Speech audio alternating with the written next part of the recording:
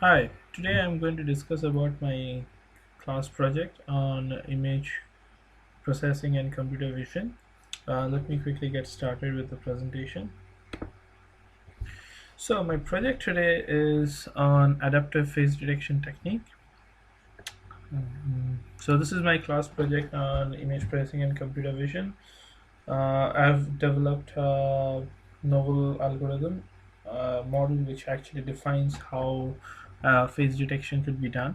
So let's move on to the next slide. So the objectives for today we are going to discuss is to develop a simple yet an efficient face detection model for detecting human faces in color images. The next we'll be looking at is the performance of this model on different color images, and also like what the future scope of this model is. So throughout the presentation, I'm gonna tell you all about like how we can develop this face detection model and its performance, and what could be done with this particular model, and what are the scopes for this model. So before we get started on developing the face detection model, let's understand what is face detection. So face detection is basically an application of image processing. It is kind of like a computer technology that could be extensively used in determining the locations and sizes of human faces in digital images. So for example, if we have an image which has like four people in it, so the algorithm basically defines like face detection defines is detecting just the faces of those four individual people. So that's like a computer technology which if we just take the image, it's just going to take the full image and tell us which particular location it is in the image that the faces of the person are. This helps like in understanding like where it is, where the persons are, and just concentrating on that particular face. So basically we can say it to be a special case of object class detection where the task is to find the location and size of all the possible objects of an image that belongs to a specific class. So that is what face detection actually stands for. Moving on, this is what my basic model for the adaptive face detection is. So first of all, we are developing a skin color model. The skin color model, I'm calling it an RGBH-YCBCR skin color model. I'm calling it this because it consists of three color spaces: the RGB color space, the HSV color space, and the YCBCR color space. So we have a set of training images. We take them and we put them in the skin color model.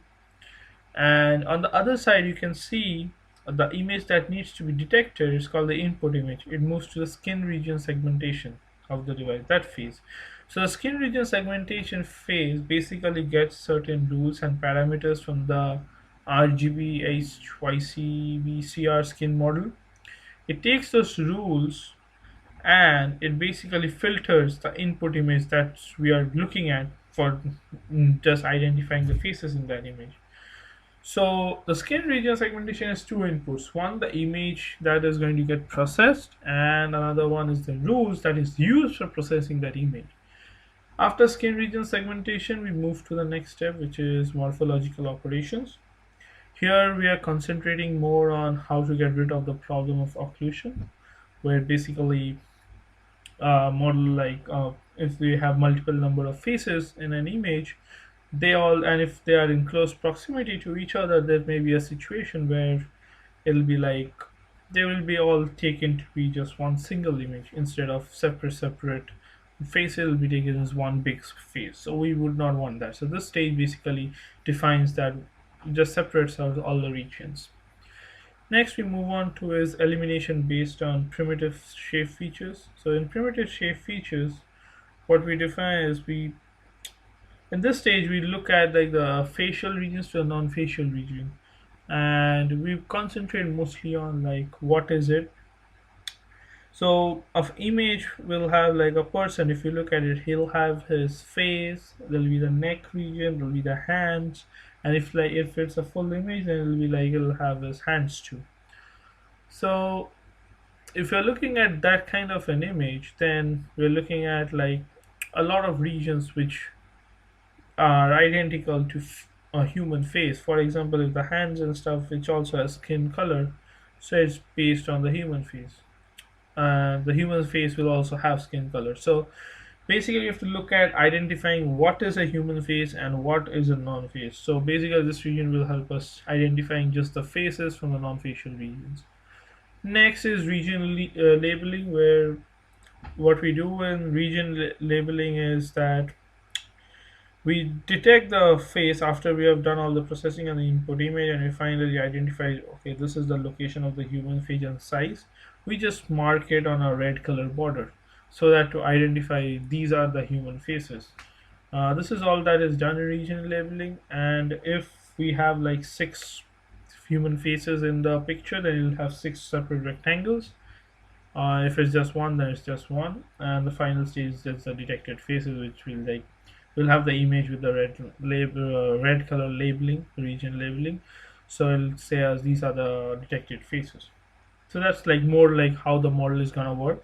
I'm gonna go step by step describing each and every phase of this detection model so that we can understand much better. So the first phase that we looking at is the skin color model, which I had said before. It's an RGB HYCBCR model, I call it. It analyzes the three color spaces, the RGB color space, HSV color space, and the YCBCR color space. So like the model basically is there to analyze the set of image samples that we give it, and it formulates a set of bounding rules which are used to control the parameters for the skin region segmentation phase. So basically, it takes in the image samples, analyzes it, and comes out with a new set of rules that could be used in the skin region segmentation. So if you look at like image samples, like it's not just one kind of images. We have images of different people with different skin color, ethnicity. The images are of different settings, exposure settings, white backgrounds, daylight illumination, flashlight illumination. We have all kinds of images, so that like it could understand. It's so that the model works in such a way that it's not only dependent on one particular image with particular exposure setting, it is universal throughout a digital image. As long as the digital image is a color image, it's universally it will be able to detect it. So this is the model. Let me explain the RGB. Let me explain the three color spaces also. So we are looking first at the RGB color space. So RGB basically stands for red, green, and blue. These are the three primary color spaces, color regions.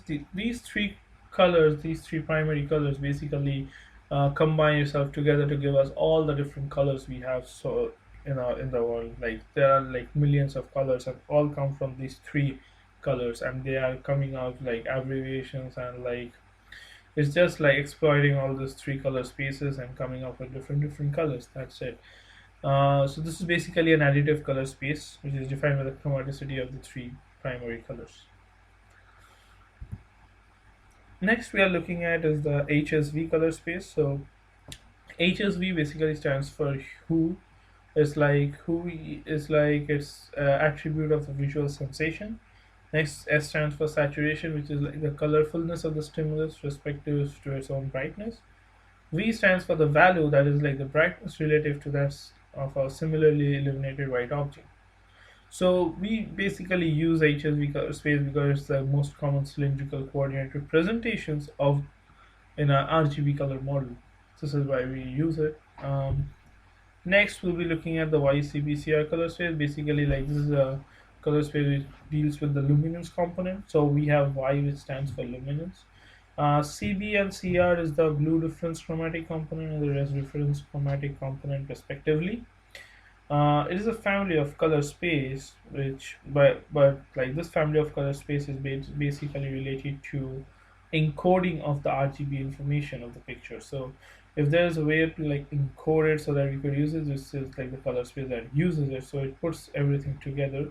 We do have an equation for it also, where you can see the values, and if you look at just like finding the blue difference chromatic component or the red difference chromatic component, the formula is also there, like CB, which is like blue minus the luminance component, and R is the color information, so like red minus the luminance component.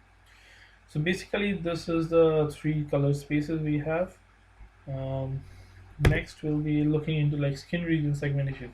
So the first stage, which was the skin color model, that phase basically gives us a set of bounding rules which we use in this skin color segmentation phase.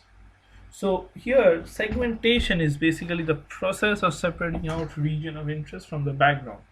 So when we say skin color segmentation, we are concentrating on segmenting out the regions of the picture which looks more like a skin, so which has like the color composition of a skin. So it extracts out all the regions which have skin color, and then just takes those regions out of the main picture and removes everything. So basically, like skin. So in the images, if you see the original image and the image after skin color segmentation, we can see the whole image in the skin color segmentation. You can see just the component and the portion of region which represented skin color is present. Rest everything goes black because we are not relating to that. We are just looking at the region which is representative to the skin color. So skin color segmentation is basically just taking out the regions which look like skin. um, so if you look at the picture, it's not really good because it takes out a lot of regions. So this is like a low level extraction, and we are using this because it's just like a base parameter for detecting human faces. It just makes the algorithm simple yet effective, because we will be looking into other segments also where we'll be like processing this output. This is not the final one. We just take this as a low level extraction. And for doing this, the rules, we get those bounding rules from the RGB, HSV, YCB, skin model, which is like basically a parameter which separates out the parts of the image which look like skin. So this is what basically happens in skin region segmentation. In my next video, I'm gonna go through the rest of the phases too. Let's see from to the next video.